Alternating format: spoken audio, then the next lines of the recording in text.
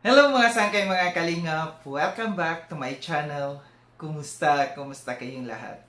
So for today's video, gagawa ko ng reaction patungkol dito sa kahapon na nangyari. Yung meet and greet kahapon na hindi sumipot, no? So maraming mga usap-usapan, maraming mga gumawa ng reactions dito sa kampo ng Kalingap, doon sa kampo ng anti-Kalingap. Dito sa Kalingap, sinasabi na duwag, natakot, kaya hindi sumipot. Doon naman sa kampo ng anti-Kalingap, sabi nila, panalo sila, naisahan si VSM.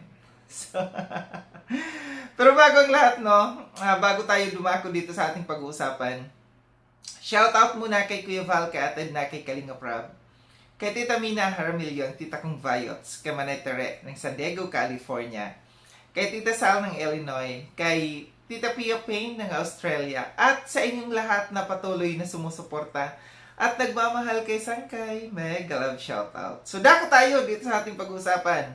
Alam ko na bawat isa may kanya-kanyang opinion. Kahit kayo, na mga viewers kayo, may kanya-kanya tayong opinion sa nangyari kahapon. Maraming mga excited kahapon no, na makita na magharap si Kuya Val at saka yung kanyang sinampahan ng kaso.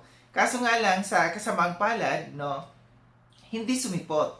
So ito yung naging usap-usapan, no. Ako'y magbibigay ng aking opinion or kuro-kuro or points of view sa pangyayaring ito. Timbangin lamang natin ang sitwasyon. Dito sa Kalingap, sabi, natakot, no? Duwag kasi hindi sumipot. Ang tanong dito, bakit nga ba hindi sumipot? Anong dahilan, no? Kasi kung gusto na maayos, no? Gusto na maging maayos, gusto na matuldukan, gusto na maipaliwanag niya yung side niya, dapat sumipot. Ito na kasi yung tamang pagkakataon, no, na sagutin niya yung isinampang kaso, isinampang reklamong kaso ni Kuya Val sa kanya patungkol dito sa social media, no. So, sayang yung pagkakataon, no, na nabigyan niya siya ng pagkakataon na may paliwanag yung side niya. Kaso nga lang, kanyang discretion niya yon, kagustuhan niya yon, kung sisipot siya o hindi. Pero alam natin na pag sa ganyang sa korte, hindi mo pwedeng baliwalain. Hindi mo pwedeng isnabin ang korte. Korte po yan. Nga lang ang nangyari dito, meron siyang legal counsel, no, na nandoon. So dito naman sabi nila dito, no, sa side ng anti-Kalingap, na isahan si Kuya Val dahil hindi sinipot. So ang tanong dito, naisahan nga ba si Kuya Val? Dahil kung pag-uusapan natin, no, yung ganitong klaseng usapin, nasa korte kasi yan. Hindi yan kayong dalawa lang ang mag-uusap, no? Hindi kayong dalawa lang na nagsettle kayo magkita tayo dito sa isang lugar. Pag-usap tayo, pag-usapan natin. Yun pwede nating sabihin na isahan si Kuya Val kung hindi sinipot si Kuya Val. Pero kung nasa husgado kayo, no, na may husgado mismo ang nagpatawag sa inyo na dito kayo magharap, pag-aharapin ko kayo dito.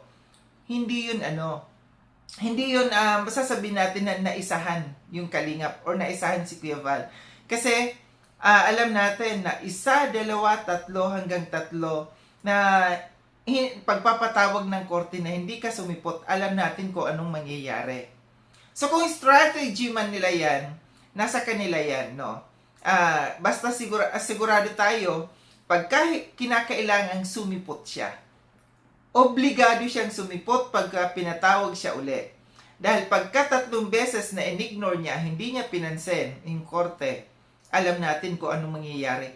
Alam natin na hindi lamang love letter ang lalabas, kundi alam natin kung ano.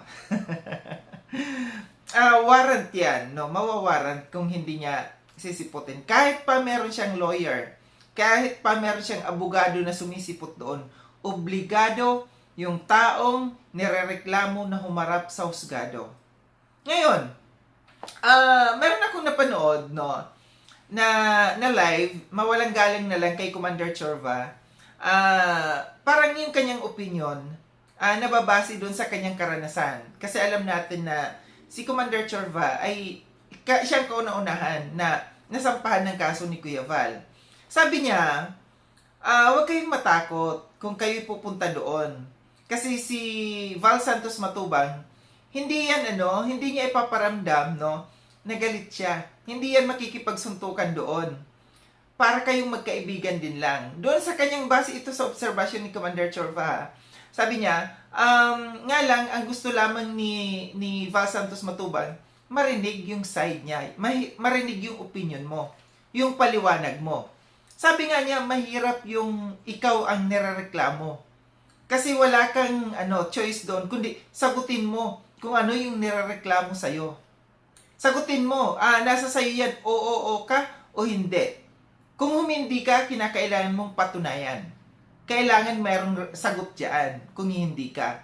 Kaya nga, ako doon sa sagot sa paliwanag ni Commander Chorva, no, na tama naman, no, tama naman na humarap tayo. Humarap tayo kung tayo pinapatawag. Kung yan man ay strategy ninyo, hindi po yan makakatulong. Kasi andyan dyan na binibigyan na kayo ng chance na para maipaliwanag ninyo yung side nyo. So, sa iba't ibang klaseng mga opinion, no, kuro-kuro sa mga naririnig ko, okay lang yon. Unang patawag pa lang naman yan, no. Unang patawag pa lang yan, meron pang mga susunod yan. Doon natin antayin kung siya ay sisipot o hindi. Hindi kasi pwede yung lagi yung lawyer lang niya yung sisipot, no. Nasa kanya yon. Pero ang sa akin lamang dito, no, ako'y nanghihinayang kasi sana ito yung pagkakataon. Kasi kung ang ipinapalabas dito ng hindi pagsipot, siya'y nanlalaban. Ipinapaano niya na siya'y nanlalaban, siya ay merong nanlalaban dito sa reklamo ni Kuya Val. Or di kaya, inisip ko din, baka siya ay hindi pa ready, no, na yung kanyang mga ebidensya din na ilalatag kung siya ay kukontra doon sa salaysay ni Kuya Val. Baka siya ay nagre-ready pa ng mga ebidensya niya na ilalatag niya doon. Ibig sabihin, lalabanan niya yung reklamo ni Kuya Val. Baka din, no? Baka yun yung kanyang baka yung kanyang iniisip kaya hindi siya sumipot. Or di natin alam, baka yun ay advice din sa kanya ng lawyer niya. Para sa akin dito, sa pangyayaring ito, hindi yun masasabi na nalamangan si Kuya Val. Dahil si Kuya Val, anytime, no, nandiyan dyan. Ito ang magiging problema dito. Kasi kung gusto natin na matapos kaagad yung kaso, no, na matapos kaagad, mapag-usapan, masettle kaagad, dapat sumipot na. Kasi itong mangyayari, kung sakali mayroong sure yan na mayroong pangalawang patawag, paano kung si Kuya Val naman ang hindi sumipot? Siya yung sisipot. Di ma-extend. Yan yung mga strategy na nangyayari, no, na nangyayari na para mapatagal yung kaso. Mangyayari diyan, pahihirapan ka talaga. So kung mangyari halimbawa sa susunod na patawag, si Kuya Val hindi sumipot, may naman si Kuya Val, warningan si Kuya Val na kailan sumipot ka. So kung dumating naman sa susunod na patawag, yung isa naman, yung kabilang side naman ang hindi sumipot, si Kuya Val ang sumipot, may extend, no?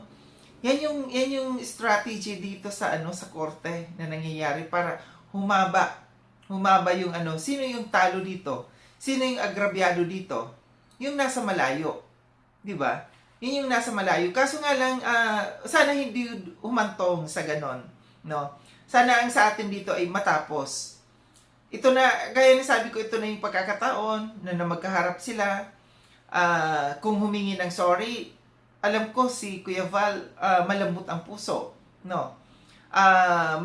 Si Kuya Val magpatawad man pero may mga ilalatag na kasunduan si Kuya Val. So kung sana sumipot unang pagkakataon na magkakausap sila, baka sakali mapaiksi, mapadali, no, yung kaso na yan. Kaso nga lang, no, kasi marami tayong narinig na sinasabi, maraming mga reactors na nagsasabi na hindi si Kuya Val magpapakulong, Hindi niya ipapakulong. Ang gusto lamang ni Kuya Val ay ang gambalahin, no?